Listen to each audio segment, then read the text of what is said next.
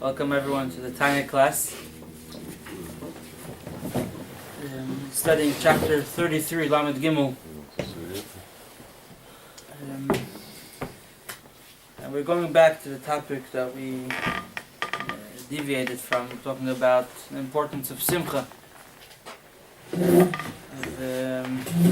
How a Jew's got to be happy in order to serve Hashem. Without Simcha, you can't. You need energy. The only way to have energy is to be with Simcha. So in chapter 33 is going to talk about a special method of how we could create joy within us. It's not the first choice for different reasons. It's a good idea, but it's not coming as the first option. We already discussed earlier that when a person feels down, should remember that that he has a chance to make Hashem happy by overcoming his Yetzer Hara, etc., etc. Here we're taking a whole different approach. We say every day Shema, and after Shema we say Baruch Shem. And the two, what Shema says, Shema Yisrael, Hashem Elokeinu, Hashem Echad, that Hashem is one, is actually the same meaning as of Baruch Shem Tiferet Malchus Leilam Vad. It says in the Zohar actually that the word Echad and the word Vad, which is the last word of Baruch Shem, are actually the same letters, they're exchangeable. What is the difference between the two? So it's the famous concept in Chassidus called Yichud Eilah and Yichud Tata. One of the fundamental beliefs, probably the most fundamental belief of Yiddishkeit after that there is a creator, is that the creator is one. And besides the meaning that there isn't any other creator, Hashem doesn't share the power, means that there's no other true entity besides Hashem. Everything is entirely dependent on Hashem. Without Hashem, nothing could exist. So that's called Achdus Hashem, the oneness of Hashem. It's actually a mitzvah in the Torah. One of the 6 mitzvahs that we have to always have is believing in Hashem, believing that Hashem is one, loving Him, fearing Him. So it's the constant mitzvahs. So the oneness of Hashem, however, there are two ways to look at it. There's the Shema Yisrael way, which is called Yichud Eilah, the higher form of oneness, and there's the lower form of oneness. What's the difference between the two? The higher form, the Yichud Eilah, means that you live in the true reality, where Hashem is the only thing. Hashem is the only existence, nothing else exists other than Hashem. Ein od milvado, there's nothing besides for Him. Yichud Tata, the lower level of oneness, is that not that I experience Hashem's oneness, but I acknowledge Hashem's oneness. And the reason why I need to acknowledge it is because of a certain illusion that Hashem put me into, where I feel that I am someone who exists and I could accept or reject, acknowledge or not acknowledge that Hashem is one. It's more of a subjective reality that we are placed into by Hashem. And there's interesting discussion. Should a person what is the truth? The Yichud Eilah, Yichud Tata, Hashem is one. There's nothing besides Him, or that Hashem is one is something that I come to realize, meaning that I understand that despite the fact that it seems like there's a world, it's still really nullified to Hashem. Which of the two is more true? Obviously the former, the Yichud Eilah. Nevertheless, Chassidus is warned that a person should not try to aim too high. In order to really experience Yichud Eilah, you have to be there. The person will imagine to himself that he's on that level when he's really not. He won't be able to do what he has to do. You have to start from the bottom up, which means not to that. Like it says that we should love Hashem with our 2 inclinations, a Yetzer Tov and a Yetzer Hara.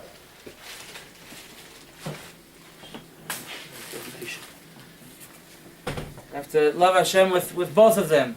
That obviously the reason why the animal soul would love Hashem is not the same as the reason as the godly soul would love Hashem. They love Hashem for different reasons. The Yichud Eilah is when the only thing that exists is God. And you have to experience it. And actually to experience that is by not experiencing yourself. Yichud Atah is experiencing God within your life. Yichud Elah is about me elevating myself and becoming part of the true reality of Hashem. Yichud Atah is bringing Hashem down into my reality. Although my reality is a reality which is in many ways separate from Hashem. Either, God forbid, sometimes in our behavior, but even if we have a perfect behavior like the Beinoni, who in thought, speech, and action never does anything wrong or says or thinks even anything wrong, but still, how do I see myself? We learned a few weeks ago about Hillel, that Hillel, when he would go feed and take care of his body, he said, I'm going to do kindness with my miserable body. He didn't see his body as his real entity. His soul was his real life. The body was something that he had to carry along. That's Yichud Elah. Yichud Atah is most of us people we're far from that. We see our body's in control, but our body still kind of sets the tone that it's me and I have to nullify myself to Hashem. So that's why a person, although Yichud Elah is more true, Yichud Atah, the lower form of unity of Hashem, meaning bringing Hashem into my life the way it is. I feel like I'm something, and I want things, and to bring Hashem into that reality, you need. That's called Yichud Atah. And which of the two ways is more correct? So again, what's more true is Yichud Elah. What's more practical, and how we could make our way up to Yichud Elah is through Yichud Atah. You have to work your way from the bottom up. Start with your entity as it is, make it godly. Eventually you could graduate grade 1, class 1, and go to class 2 and 3 and 4 and rise higher and higher. But you cannot skip to the ultimate. A child is coming to Cheder. He wants to learn. His parents want him. He wants to learn Torah. Now, in order to actually open up a Gemara and learn, it takes many years of preparation. If a child in first grade is going to say, I don't have patience to sit and read Aleph, comments Aleph, comments Beis Ba. I want to go straight to the big books. He has his mind set straight. He knows what he wants, and he wants the right thing. If a person is busy learning how to read his whole life, it's a problem. That's why sometimes people they rush to learn Hebrew the first thing when they become close to Yiddishkeit. It's a mistake. In the olden days when you didn't have books in English, Jewish books, then it was important. But now you could pray and study in any language, and it's good. It's a great thing to know Hebrew, but it's more important to know Judaism than the language of Judaism. To learn Halacha and Chassidus, and so you have to focus on what's more important. So this child says, I want to learn Gemara. When he comes to Pre-1A or first grade, he's got his goals worked out and he's in the right direction. However, you cannot learn Gemara if you don't do the lower level first. So in general, Chassidus says someone who's not on that level, start from Yichud Atah. Bring Hashem into your life. Don't try to transform your life. Rather, try to direct your life the way it is with all the problems that you come with as a human being. Bring Hashem into that and try to shine Hashem's light even in the untrue reality, the more the illusion that you're living in, where I exist. And the way to get out of that illusion is by explaining to yourself, it's okay, I exist, but I need Hashem to take care of me, and I acknowledge that I cannot exist without Hashem. And slowly you'll reach the point where you don't feel yourself as an entity. You're totally nullified, and it's not about you're not the one that's acknowledging that Hashem is here. You are an expression of Hashem, which is a very, very great and high level. So, however, there are times when we need to use the Yichud Elah. It says also, although it's very important to focus on where you're holding, on your level, and not jump to high levels that you don't belong there yet. It's still important not to forget where you're heading to.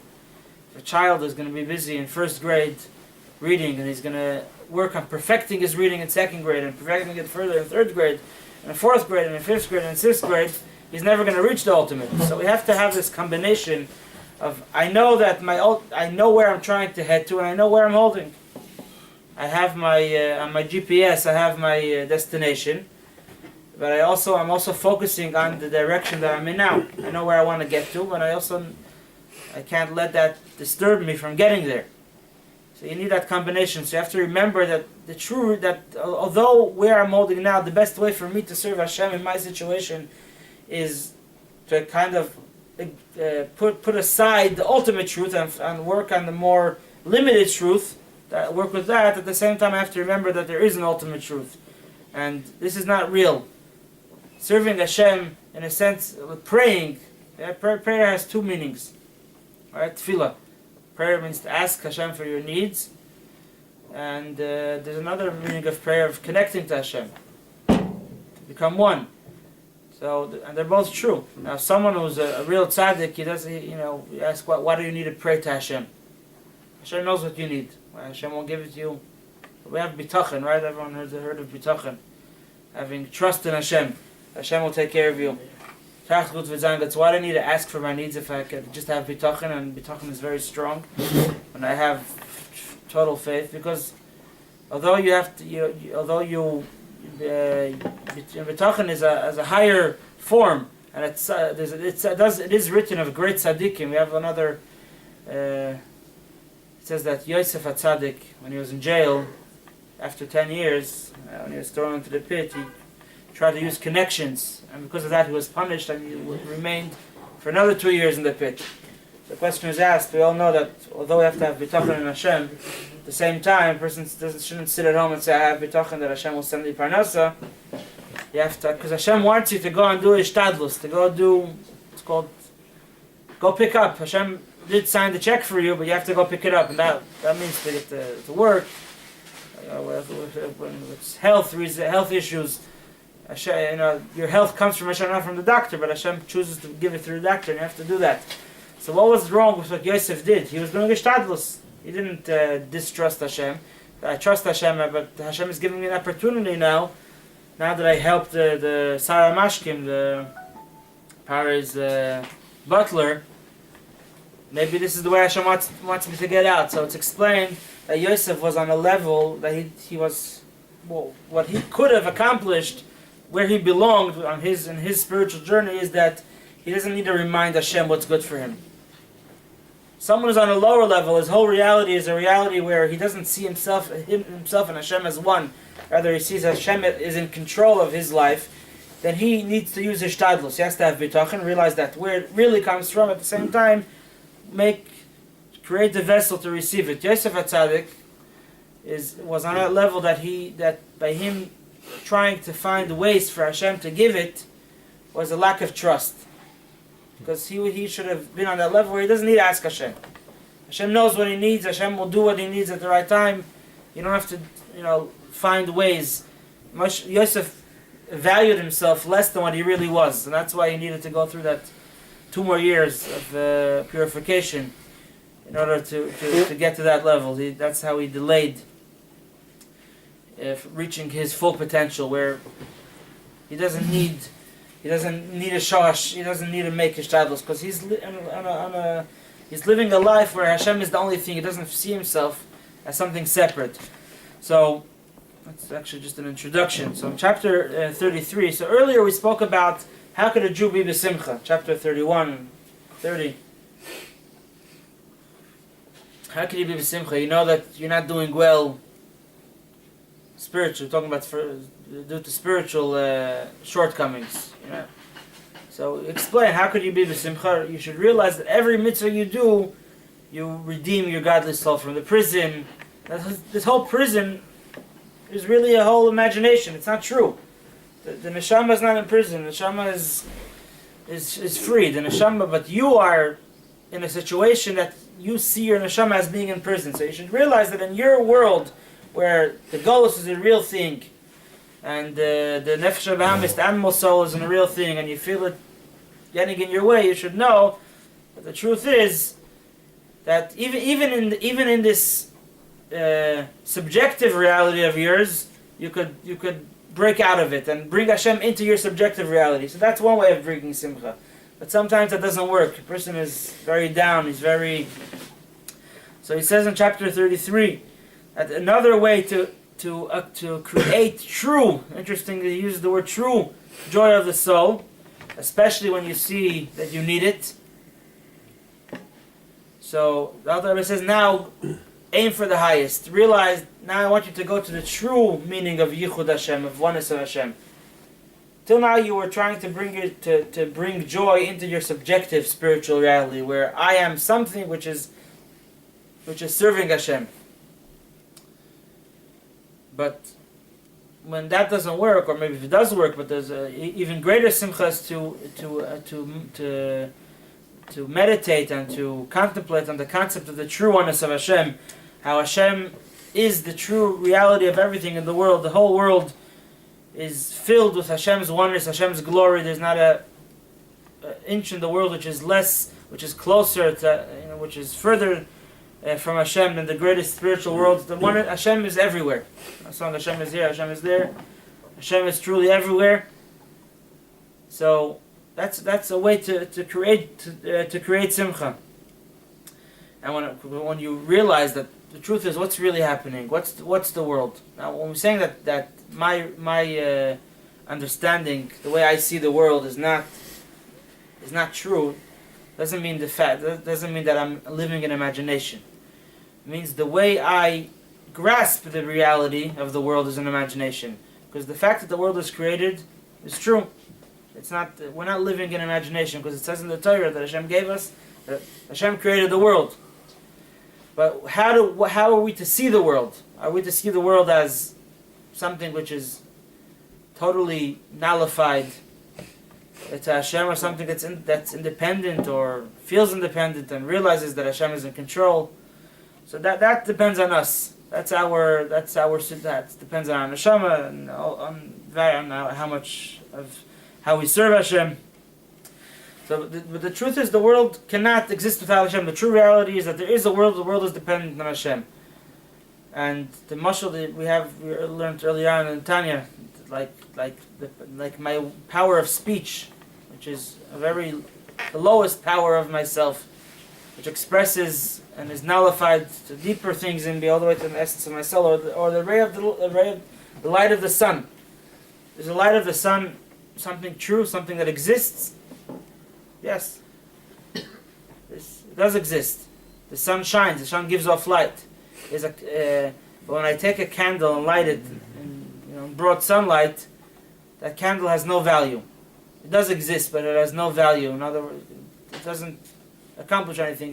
If the purpose of light is to give light, then when the sun is shining, I don't need light. You don't need the candle. I don't need the candle. I don't need additional light. Negligible. If I take that candle and put it in a dark room, it's gonna. So the world is the whole creation. All the worlds are actually an expression of Hashem is the luminary, and the world is the light. Now, when does the light suddenly carry meaning?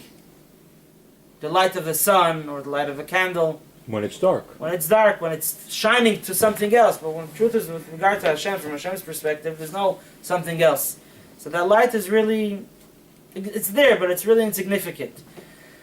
So our life is usually, we are in the dark, and that's why we see the world as something that comes from God, something that Hashem is in control, but we see it as something.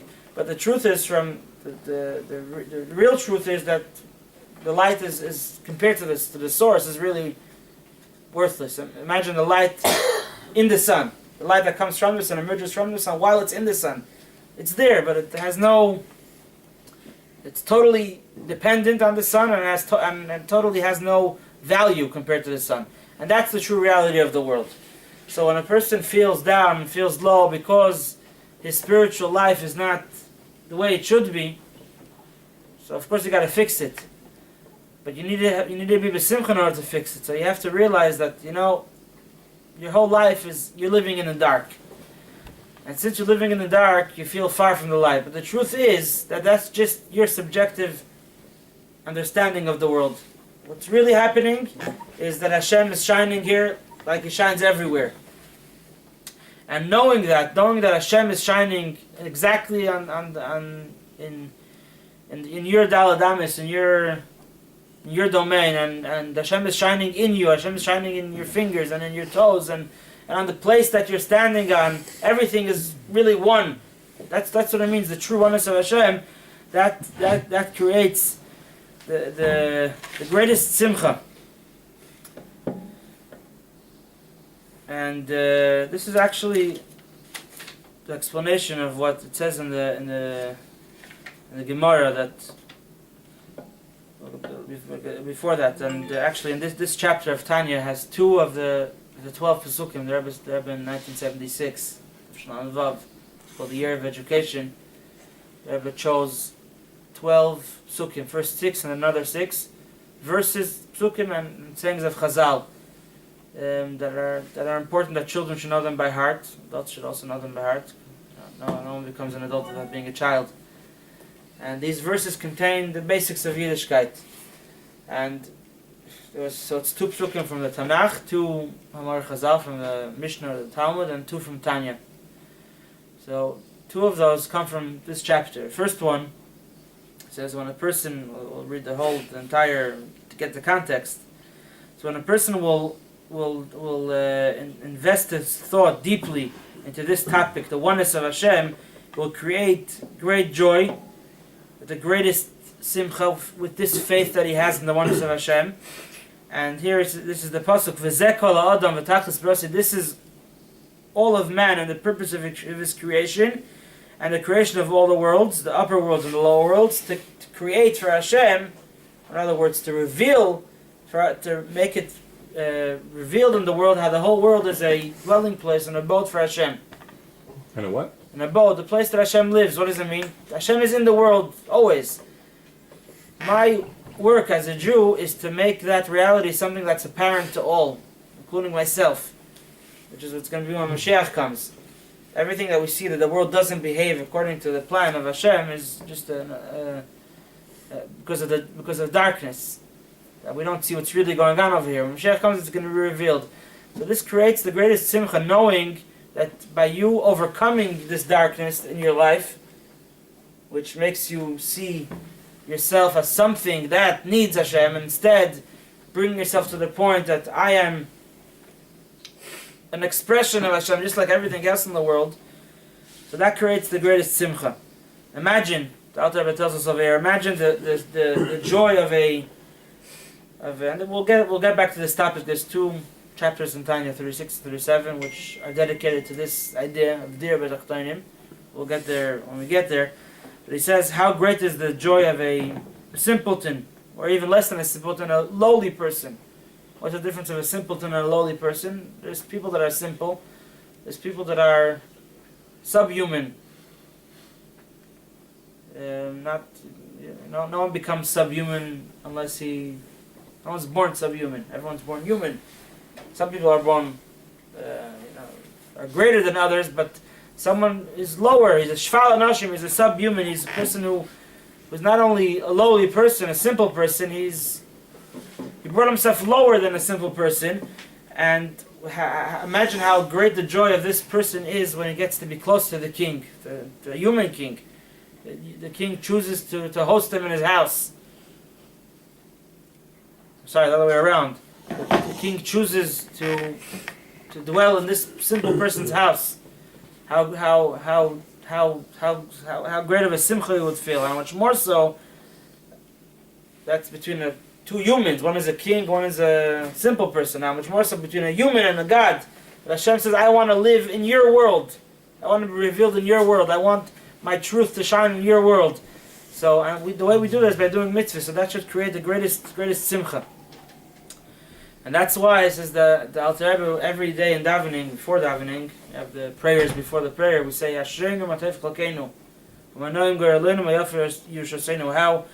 joyous are we, and how our portion is so great and so special.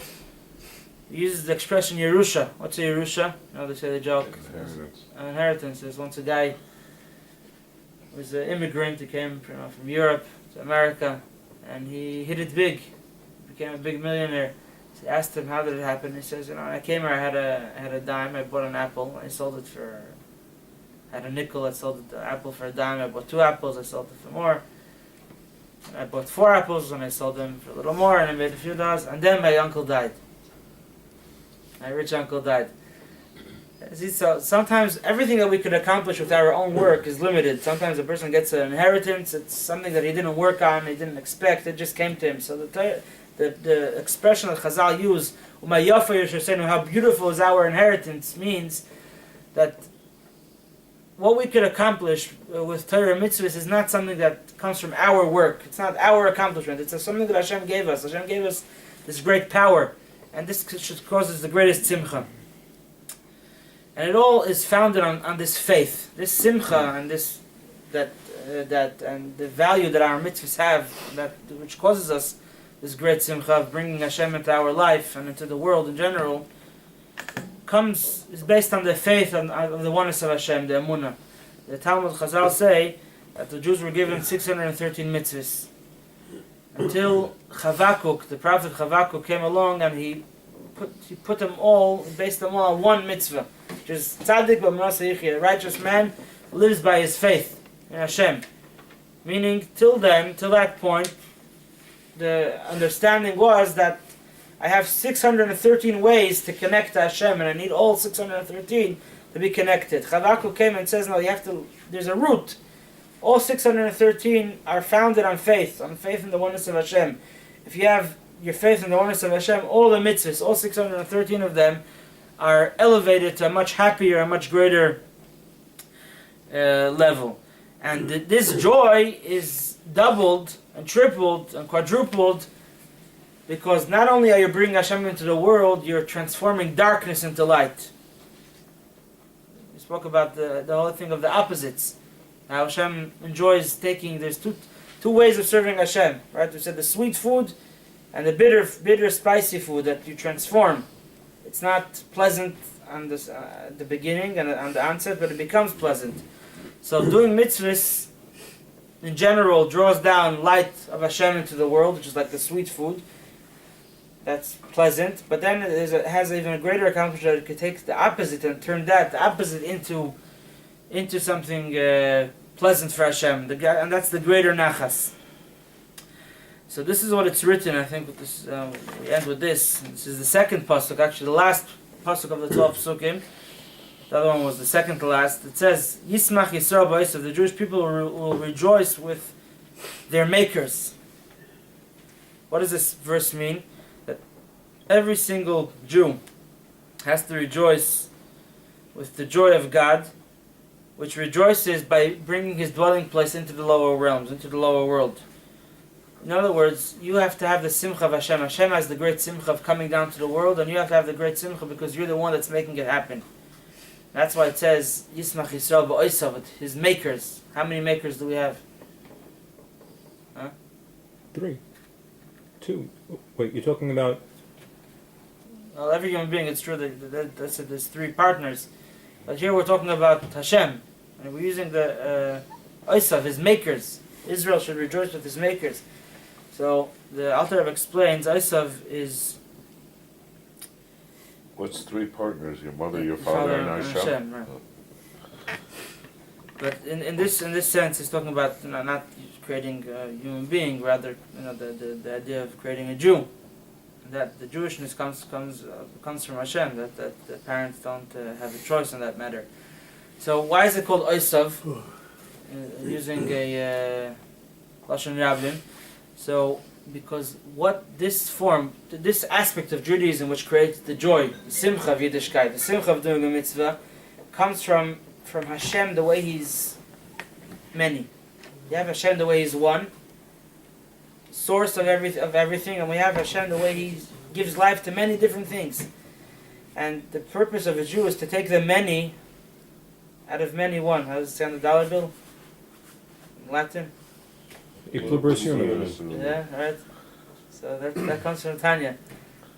Yeah, we take out of the many. Hashem gives His life to many different things. Hashem allows this reality where there's all. Hashem is one. So how could it be that out of one come many? Because Hashem hides His oneness, and the simcha that we have. How could a Jew serve Hashem with simcha when he realizes that his purpose in the world is to take the many and bring them back to one, to show how all the many are not really different, they're not separate from each other, they're all different expressions of one true reality. And by transforming that, by taking the many and turning them into one, Yismach Yisrael, we could have great simcha. We could feel the great joy of being able to serve Hashem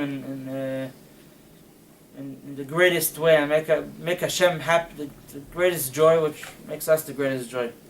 And with that simcha is, I say, it's Mashiach, which now we understand really why. And the deeper, simcha has the same letters, Sameach, Mashiach is plus 10.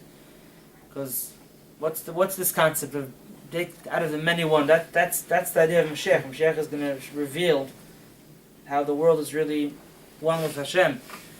And the idea of Mashiach brings a lot of simcha into Yiddishkeit, knowing that our mitzvah are not just isolated acts. They're all acts that lead toward the goal, where the whole world and everything that's in it will feel one, feel unity, and from unity we actually come to oneness. That's the idea of Mashiach, and so simcha brings Mashiach, and Mashiach brings simcha. Let's have the true simcha, the simcha of the redemption. Should be taken from Yad Mamish now. Questions?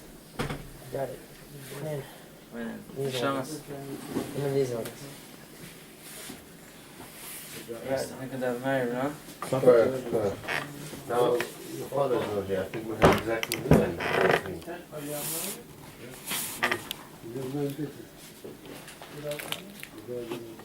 Just press the button or what? So is the combo. What? Harry, can you So stop in the this thing, body, please? I don't know how to the head stop. with the- Oh, yeah, there it comes. the hesher, but in the shama, without the body, it's in combo. That's why I sent it out. No, it's still on. Got it? I thought I Power had. button here. Okay.